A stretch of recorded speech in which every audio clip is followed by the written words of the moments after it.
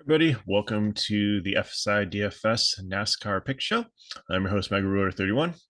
Normal host TK Nation 47, who usually co-hosts this with me, is out. He's celebrating his bachelor party, so he'll be getting married in a couple weeks. So, sorry, ladies, he's off the market, and hopefully, our single lady viewership does not drop because of that.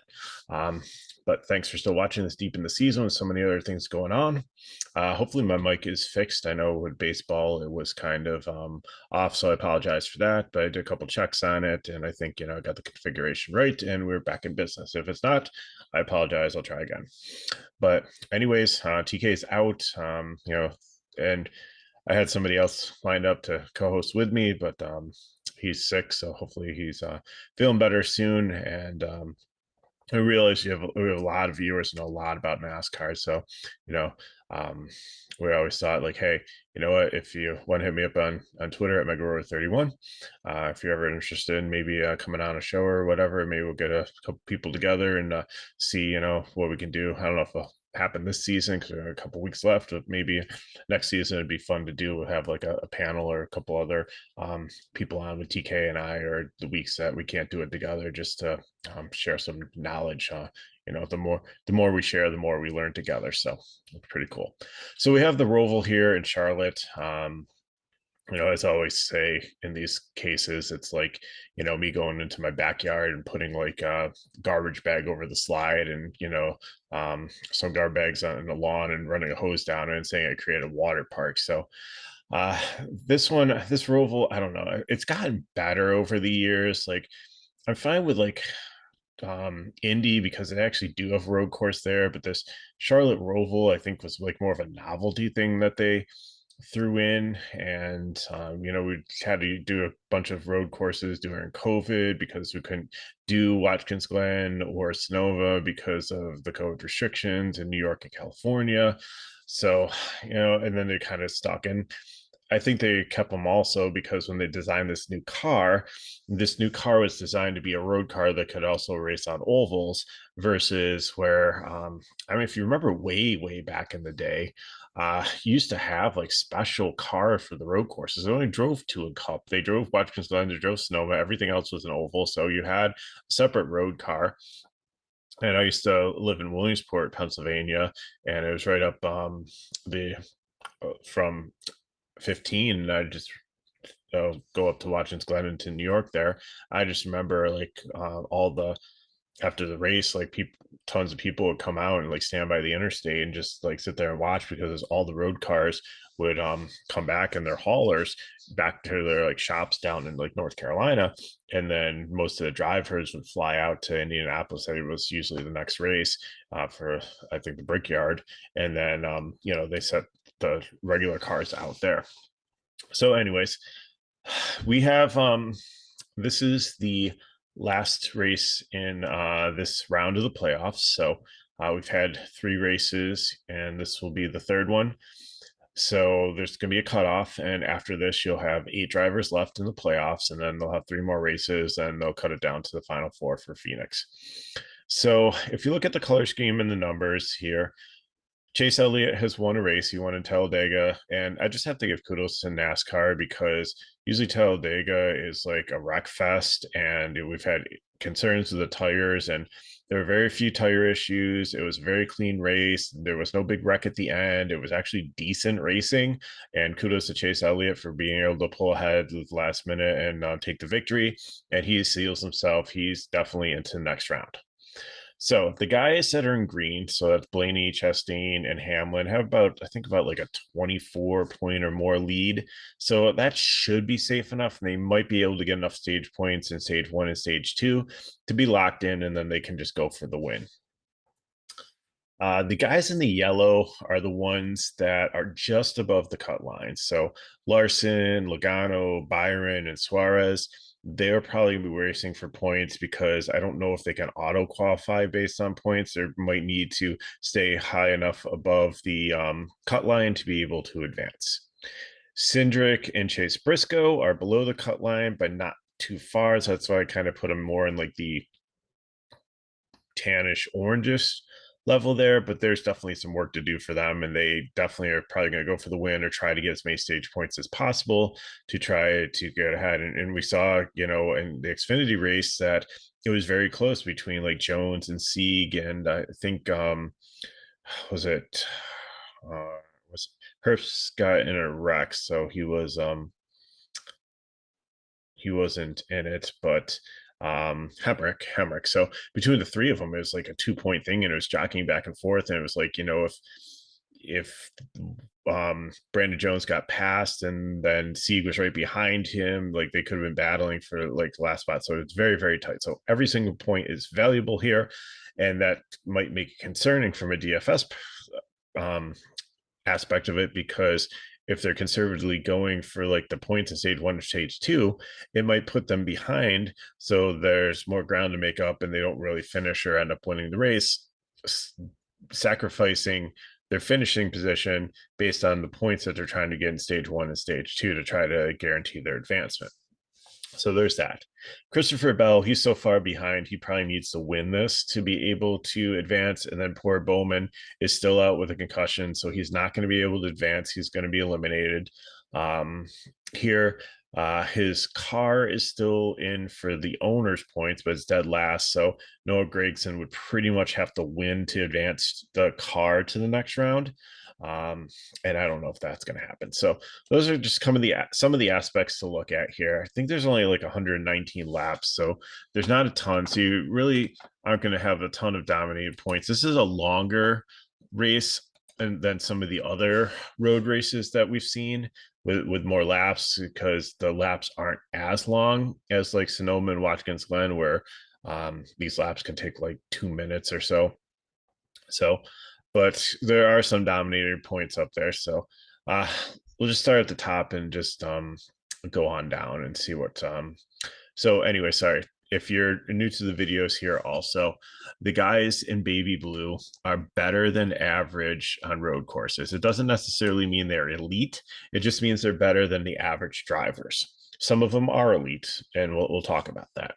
The guys that are kind of in the gold or rust or whatever brown color you want to call that, they're road course ringers. They're guys that specialize in road course, have a lot of road course experience outside of NASCAR. Maybe it's like Formula One or other Indy or other cars like that.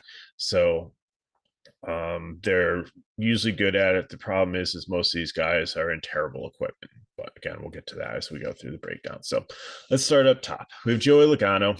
I think he's going to be highly owned. He's good at road courses, hasn't been as good this year.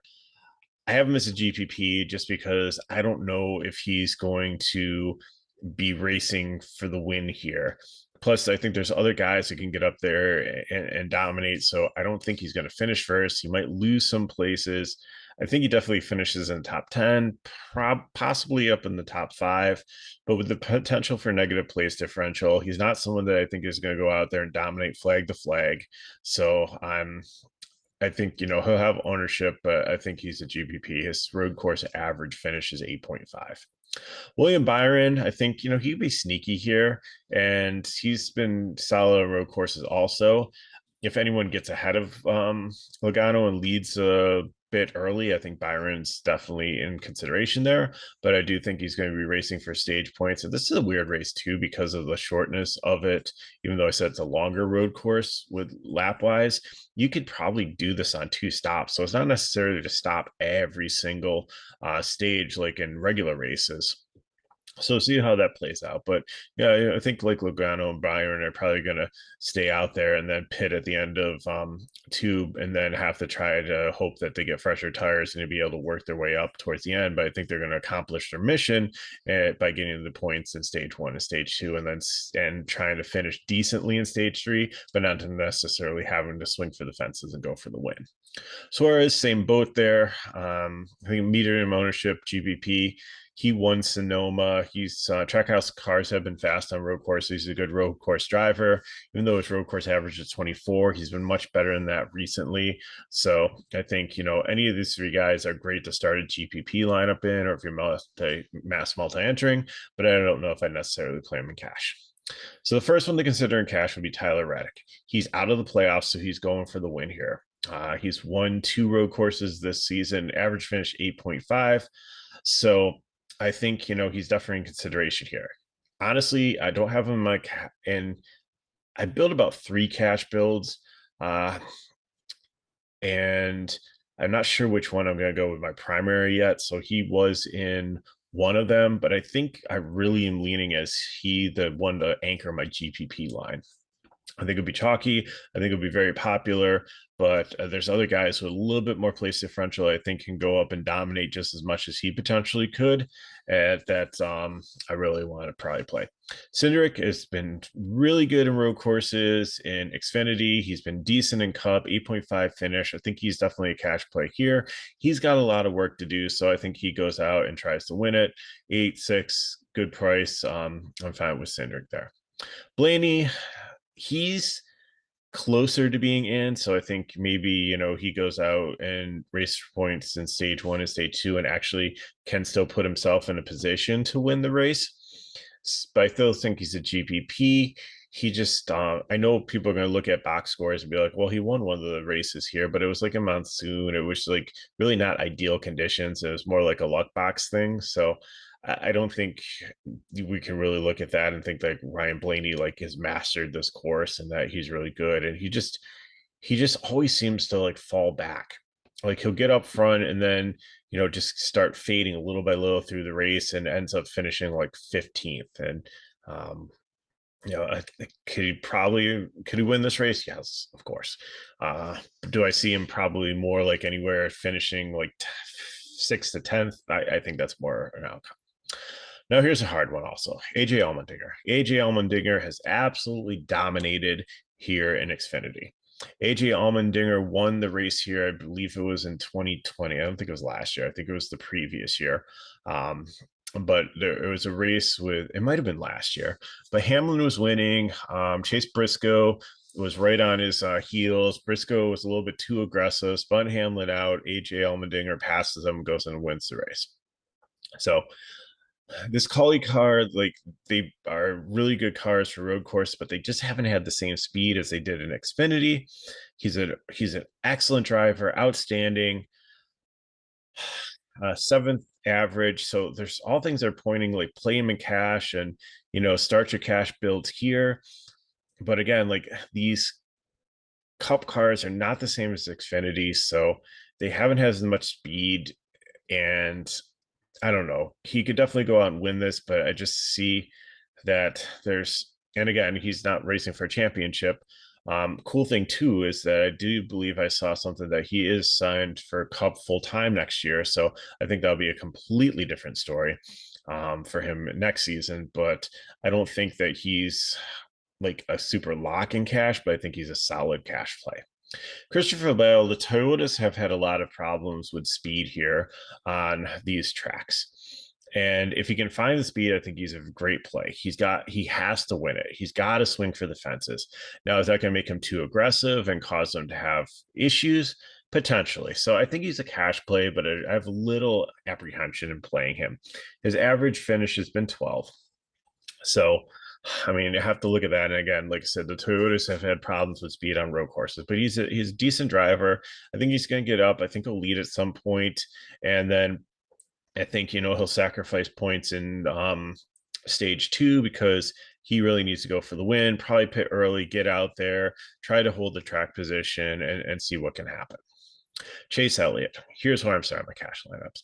He's my first prime play. I think this dude is an absolute lock. He has been so good at this type of road courses, like the fake road courses, like has a straightaway on a speedway and then goes into some curved road course. So he's a really good road course driver. I know he's had a couple issues where he's been disappointing on a few of them this year, but I think this is where he comes back 9th. I like the place differential. I think he goes out there, leads laps, dominates, wins the race because he's got nothing to lose because he's already in the next round, but he just wants to pad that lead to get enough points to make it into the championship 4. So Chase Elliott, I think this potentially is your race to lose. So locking him in there. Ross Chastain. done good on road courses. Trackhouse has been fast. I think. Do you want to watch Glenn? He won. I thought he won one of these road courses. Anyways, he's been really good. Better than his 16.5 average finish. So I think he's definitely one that you can play here. I think, he's got a decent lead, but I still think he's a GPP just because his recent form hasn't been great. And, he doesn't have top 10 potential, but he also has potential just to try to go for points and finish, top 15 and not top 10. So I'm just putting him as a GPP. Michael McDowell. This one's hard also. Michael McDowell has been solid on road courses. Could he end up in the top 5? Yes. Could he win the race? There's an outside shot, but I think so many other people have so much more going on that are in the playoffs that I think that it's going to be hard for him to win this race. For me, he's starting too far forward. If he was starting like 20th, I'd lock him in. If he was starting below 20th, he'd be like absolute smash prime play. So I think he's still in consideration here, but I think he is more of a GPP play than a cash play. I think he's going to finish definitely in the top 15, potentially in the top 10, but I don't feel he has the floor to be able to be in my cash lineup.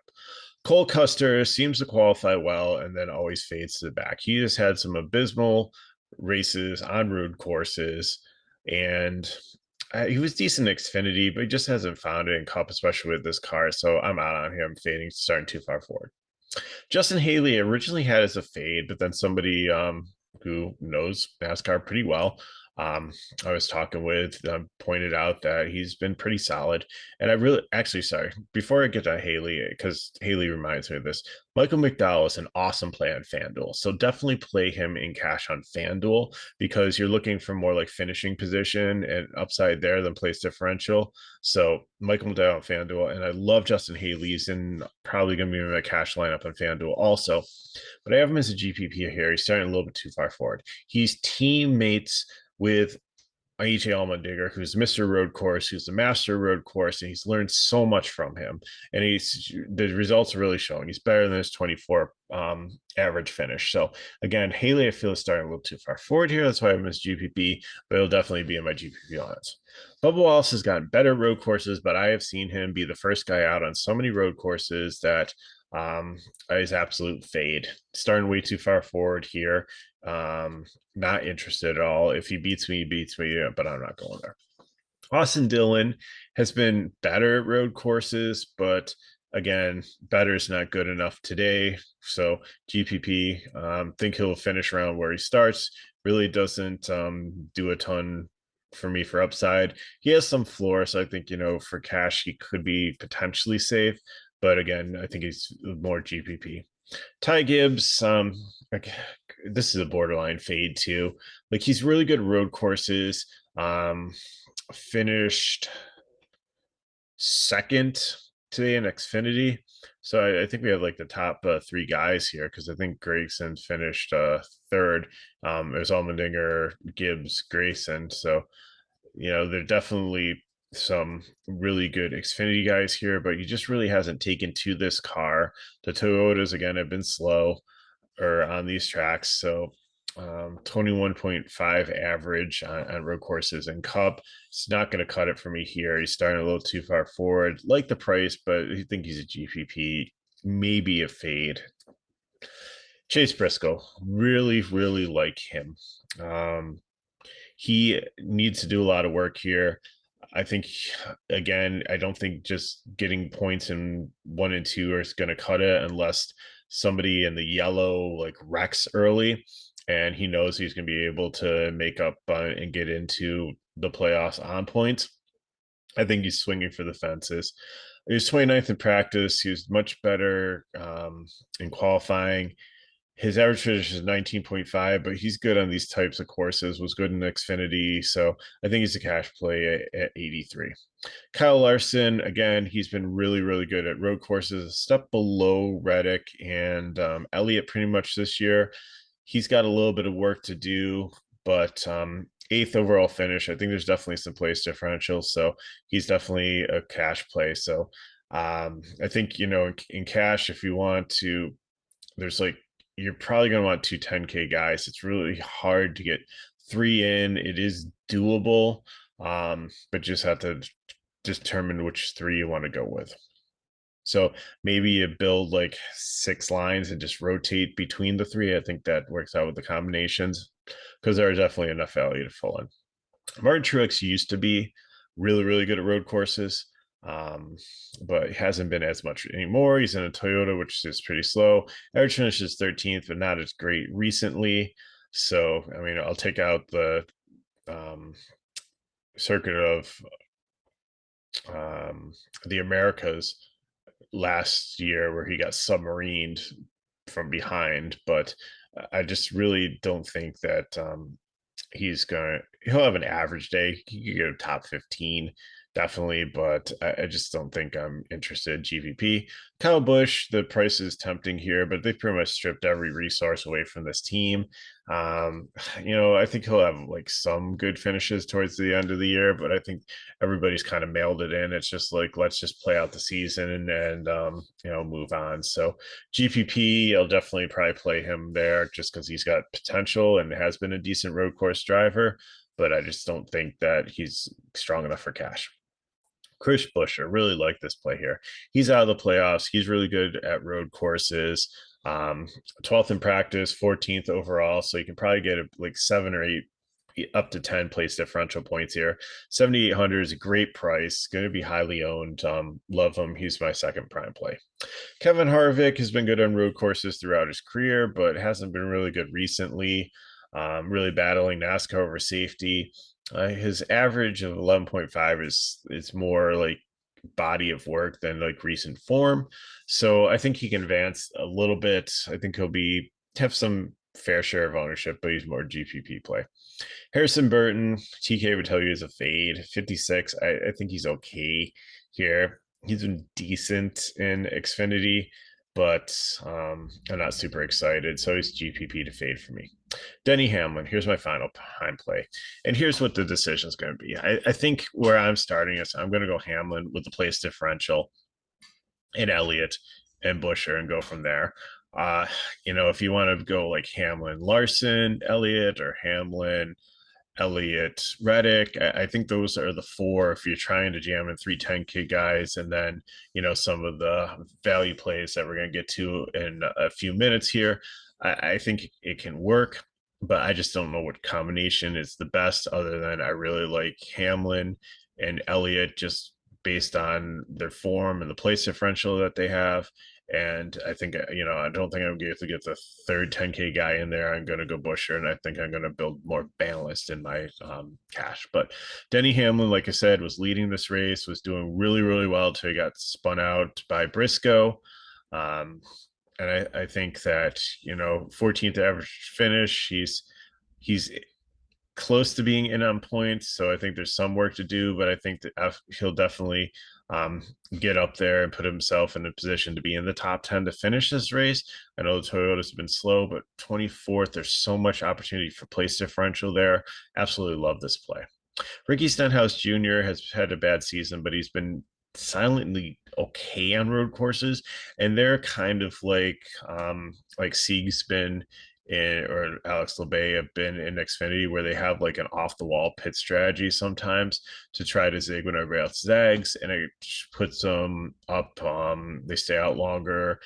He's one that'll probably try to do it on like 1.5, like one stop, and then like come in and just get gas quick and try to like tempt fate and forget tires and try to just hold people off and try to keep track positions. So I think that bodes well for him in cash. It's a decent price. Is 18.5 overall finish, so there's about 7-8 potential place differential points there. Eric Jones, like this play also. He's been fast on road courses, 15th overall like average. So I think, I'm interested in him in cash also. Probably can get up into the top 15. Joey Hand is a really good road course driver. This Rick Ware car scares me. So GPP, but I think definitely there's some potential there. Ty Dillon, I think, is going to be super owned. And like I said, I liked Eric Jones better than him. I don't think Ty Dillon is like a really good road course driver, but the price is really good here. I think he's going to have some high ownership. And if you're trying to play 3 10K guys, then definitely you're going to need some of them in your lineup. Noah Gregson, again, I think you can play him in cash.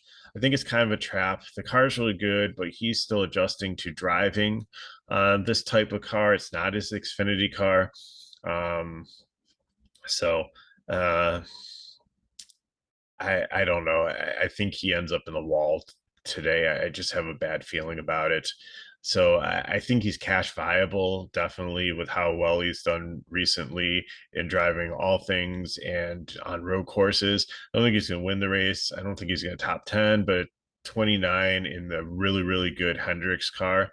I think he's got the equipment to move up over some of these other subpar and pick up maybe 10 place differential points at 76. If that works for you, then go for it. Corey LaJoy, GPP, but I really don't like him on road courses. He'll almost fade. Brad Keselowski, I think you're playing cash just because of the place differential, and he's got a ton of experience. He's not the best road course driver, but 18.5 overall. Can get like probably 10 15 place differential points. So at 7,000, that's not a bad deal either. Kind of like him over Gregson, just with his experience. Todd Gillian made it up a top 5, I believe, in the Indy road course. So like he was really good in trucks on road courses, and I think that he showed that he can be solid here. Also, he's like Michael McDowell light, but I love the place differential. They're actually teammates, so that bodes well. Also, I think the same way like Allman Digger kind of helps out the younger um, Justin Haley. I think, definitely probably Michael McDowell and Todd Gillian share like notes and stuff and try to help each other out there also. So I'll definitely be playing some Todd Gillian, and he's another one that you probably want to put in. I feel safe with like Ty Dillon and Gillian if you're trying to get 3 10K drivers in your lineup. Daniel Kavat from this team Hesenberg, like he's a good driver, but these Hesenberg cars have had like failures and just been slow, and I'm just not super interested in. So he's a fade for me. Mike Rockenfeller, the Spire car, again, he's a decent road course driver, but I don't know how the equipment is. So I like it better than the Hessigberg car, so GPP. JJ Yaley, we always like on road courses. Usually can move up a few spots. Um, he's not like a super road course ringer, but like his equipment seems to be better than some of the other cars, like these Hesselman ones. So there is a little bit place differential through rotation, but I wish he was starting like 38th or 39th and not 35th. So probably won't have a ton of him or any of him. Luis Hesselman, same thing.